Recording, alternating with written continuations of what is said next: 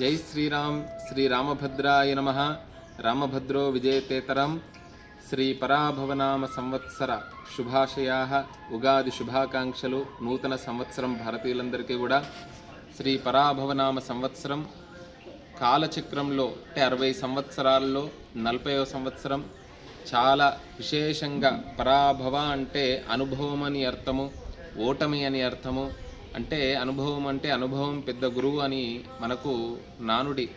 జీవితంలో ఎన్నో అనుభవాల నుండి ఒక ఉన్నతమైనటువంటి మార్గానికి, విజయ మార్గానికి సంకేతకంగా శ్రీ పరాభవనామ సంవత్సరంలో 12 రాశుల వారికి విజయం జరగాలని వారి యొక్క ధర్మాలు, స్వధర్మం ఏదైతే ఉంటుందో వారి యొక్క ఉద్యోగ ధర్మం కానివ్వండి, వ్యాపార ధర్మం కానివ్వండి, వ్యవహార ధర్మం కానివ్వండి, అన్నింటిలో కూడా అందరికీ విజయం జరగాలని మేము కూడా శ్రీ రామచంద్ర స్వామి వారిని, రామభద్ర స్వామి వారిని ప్రార్థన చేస్తున్నాం. ఆపదామపహర్తారం దాతారం సర్వసంపదాం లోకాభిరామం శ్రీరామం భూయో భూయో నమామ్యహం.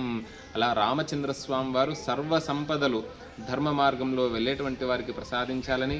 పరాభవ అంటే ఓటమి అని అంటున్నారు. ఓటమి ఎవరికి అంటే అధర్మ మార్గంలో వెళ్ళేటువంటి వారికి ఓటమి, ధర్మ మార్గంలో వెళ్ళేటువంటి వారికి విజయము. అలా ఎన్నో అనుభవాలతోని ఎన్నో ఓటమి అంటే చాలామందికి ఎన్నో అనుభవాలు అవుతూ ఉంటాయి.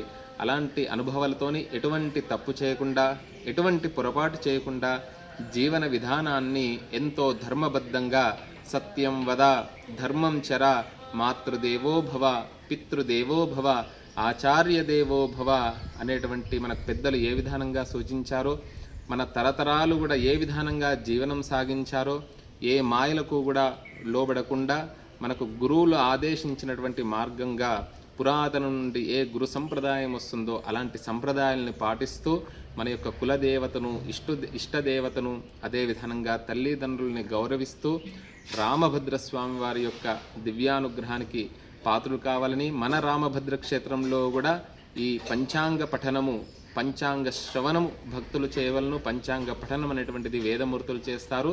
పంచాంగములు అంటే తిథివార నక్షత్ర యోగ కరణములు. తిథేశ్చ శ్రియమాప్నోతి వారాద్ ఆయుష్యవర్ధనం నక్షత్రాత్ హరతే పాపం యోగాద్ రోగ నివారణం కరణాత్ కార్యసిద్ధిశ్చ. అలా ఆ విధానంగా ఈ పంచాంగం వినడం ద్వారా విశేషమైనటువంటి ఫలితాలను చెప్పారు. ప్రతి పంచాంగంలో మొట్టమొదటగా అద్భుతమైనటువంటి శ్లోకం ఉంటుంది. ఈ శ్లోకాన్ని చెప్పిన తర్వాతనే పంచాంగ పఠనం ప్రారంభం చేస్తారు వేదమూర్తులు.